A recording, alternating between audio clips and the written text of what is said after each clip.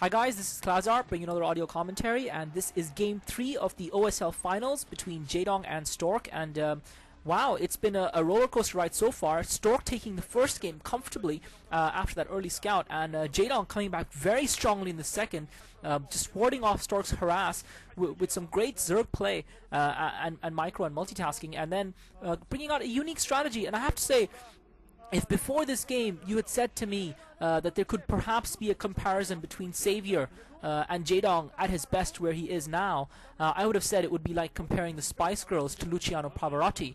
But on this occasion, I have to say I've been pleasantly surprised, at least by Game 2. Jaedong seems to have learnt a lot, and he really seems to have put a lot of preparation into this matchup. From what I saw in the previous game, he avoided two crucial mistakes, as I was saying, that Savior made in his matchup versus Bisu on the same map. And the first thing that he avoided was spreading himself too thin. He kept himself within that kind of area in Katrina, within his base, and at the same time, he went for this unique tech build. He went for air superiority, realizing that that's what's important on maps like these.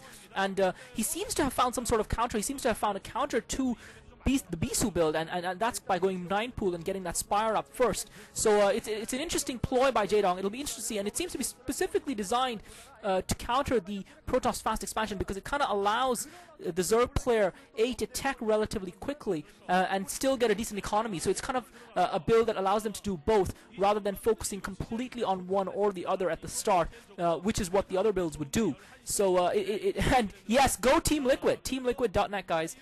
Anyway, so this is fantasy, and it looks like Stork is going for a fast expand again. He set up that pylon, but he hasn't critically again. Stork with a late scout, and this seems to be, since Game 1, he hasn't scouted early. He didn't scout early in Game 1, and maybe that was why he didn't get the second gateway up. He hasn't scouted in Game 2, but this time Stork has put that Nexus down very quickly, and this might either be a great thing for Stork, or it might backfire horribly on him. Jaedong now able to get that drone out, since Stork didn't send that probe out to scout. He was waiting, obviously. I think Stork wanted to maximize getting that Nexus up as early as possible, which is why he didn't send a probe out to scout. And now Stork is going to see that probe coming down. Jaedong did try and put the probe, Stork did try and hug the cliff line with that probe as it came around, but I think Jaedong just saw it probably with the Overlord, so he should know where Stork's base is, and that means when that 9 pool goes up, he should be sending Zerglings straight away to see what Stork is up to in there and see if he can do anything. His original Overlord, he sent scouting counterclockwise down towards the 5 o'clock base, and just for clarification, Stork is in the 11 o'clock position and Jaedong in the 9 o'clock position. So Stork now putting that first photon cannon down. Jaedong's already got his Zerglings out. He should have sent them down, but he hasn't sent them down. He's pulling them back to combat that one probe, and I think that's a mistake by Jaedong. I think he should have sent all of his Zerglings out straight away. He's only sending them out now, and that's given Stork the time. He's going to obviously need to do a block here, but Stork is going to see those Zerglings coming, so I think he's going to be pretty okay here. Jaedong with that hatchery up, but Jaedong's going to see what Stork is doing. Stork is going to have that block, and Jaedong straight away realizing what Stork is doing is put up that third hatchery, so trying to cancel out the economic advantage Stork is going to have from that early Nexus. And I have to say, Jaedong has hurt himself a little bit in the foot here by not getting in early. That first photon cannon just coming online now and warding off just in time. So Stork had to pull a lot of drone probes out from his mirror line to make that blockade, but I don't think it's going to affect him too much in this game. I think Stork is actually going to be in a pretty good position now, because he's going to be able to tech quite fast. He's going to have the economic advantage of getting that Nexus up quite quickly. Although that being said, Jaedong did put up that hatchery fairly early on as well, and did build a lot of drones, so I don't think he's going to be too far behind. So it's going to be an interesting game. What we haven't had so far in this matchup, which is something that I find should belong in a big OSL final matchup, is a massive epic match with both players just going at it, and you just cannot predict who the winner is going to be. A seesaw battle from one to the other. You know, that kind of battle is something we saw in the MSL finals between Stork and Bisu last time around. We saw it between GG Play and Iris in the OSL finals last time around. But this time around, I have to say, it seems to be lacking thus far in this matchup, and maybe this will be the game. Fantasy being a big enough map to allow something like that, and the builds both players have gone for has given neither player a decisive early advantage in the game. So it is going to be a middle-late game, and it'll be interesting to see how this is going to work out. For me, Fantasy being the way it is, and Stork having the excellent start that he has had, I would probably give Stork a little bit of an advantage early on in this game, and Jaedong finally killing off that probe that's scouting around behind his base. I would give Stork a little bit of an advantage in the early game, because I think he's going to be able to pull off, that Reaver Corsair, Reaver Dark Templar early on.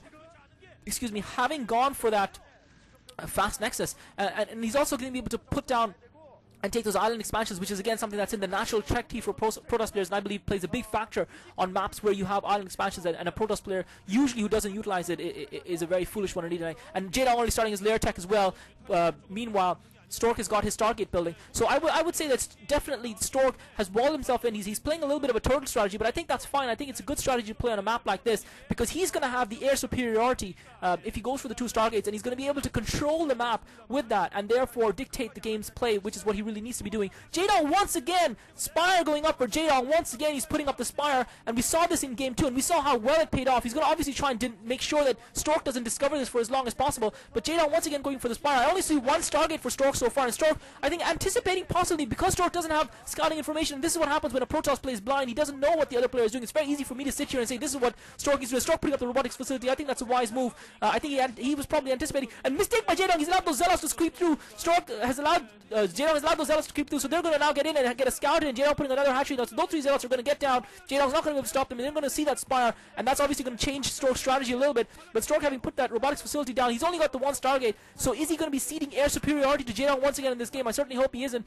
because maneuverability and air superiority are the key for Protoss on this map. And now Stork, having seen that Spire, and Stork's first Corsair is out as well, so I don't think Jaedong's going to mind that Corsair too much, because he's going to have his Spire up very quickly. One of those Zealots gets trapped and taken down. He's going to try and kill a couple of drones here, and Jaedong microing excellently, bunching his drones up together, and I don't think it's going to slow him down too much, and the Zerglings are not going to... One of the drones already died, so decent micro by Stork. He managed to take off one of the drones, but those 2 Zealots have now been surrounded by the Zerglings, and they're going to get taken out. They get taken out, so that's the end of Stork's ground forces. And Jaedong is now building another expansion, so Jaedong really going all out macro here, and I think that's what Stork was afraid of. I think Stork was afraid of getting hit by those fast Hydralisk Zerglings, and that's why I think he built those extra photon cannons. And interesting enough, because Jaedong chose not to do that, Jaedong has outfoxed Stork a little bit, because he chose not to go for the Hydralisk and Zerglings early on. And we see JJU, who used to be a Zerg master but has failed to impress in recent times, in my opinion, discussing it with GT Play, who is a Zerg master, who unfortunately is the reigning champion of the OSL and out, and will be relinquishing his crown to the winner of this matchup today. And Stork now putting up the Hydralisk den as well. Jaedong just trying to pick off Jaedong putting on the Hydralisk den, and Stork just trying to pick off a couple of those Corsairs, and I think he's managed to kill off 1 Corsair. Another Corsair almost goes down.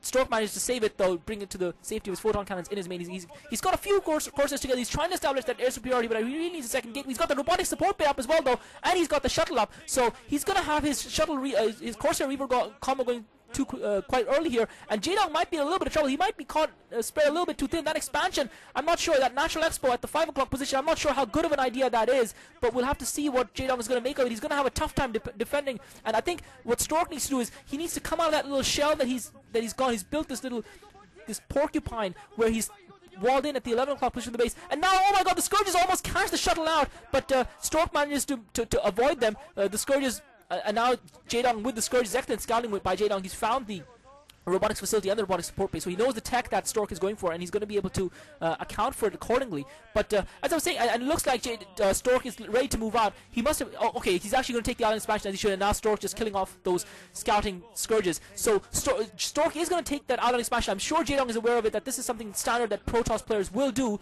In the meantime, however, he hasn't got a very large Corsair force. Jaedong has got that Spire up, and I think, again, with the Spire, with the general tech for Zerg players being a Hydralisk den in this game, I think Jaedong forced Stork to put those extra photon cannons down, because Stork was playing a little bit blindly and Stork playing a little bit defensive there, and that obviously slowed him down a little bit. I don't think it's going to matter too much. He's still in a good position in this game, because Jaedong doesn't have a large ground force. I don't know how Jaedong is going to defend everywhere. He's got a decent number of Hydralisks up there. Stork trying to take out those overlords, and Jaedong's got his overlords bunched up in the middle. If Stork had a couple of Dark Templar here, he would be able to do massive damage, but in either case, I don't think Stork is aware that Jaedong's gone for that expansion, and the fact that Stork hasn't scouted that expansion yet, Stork hasn't scouted all around the map, and I think Stork doesn't know of that 5 o'clock expansion, otherwise he'd go for it straight away, and there's no way Jaedong could defend it right now. So the longer this goes on, the Stork doesn't spot that expansion, doesn't go for it, the longer Jaedong is going to be in this game, and I think that's a crucial factor in this game here, because Stork doesn't know Jaedong is building up that expansion, so that means that Jaedong doesn't really have to defend everywhere on the map. And once again, Stork coming in, Stork drops the Reaver down, protecting with the Crosshairs. Reaver shot goes off, he manages to kill 3 drones, but Jaedong gets the rest of them away. So Stork just sniping a couple of drones there, doing minor damage to Jaedong's economy, but Jaedong, remember, does have that extra hatchery that Stork doesn't know about, and I think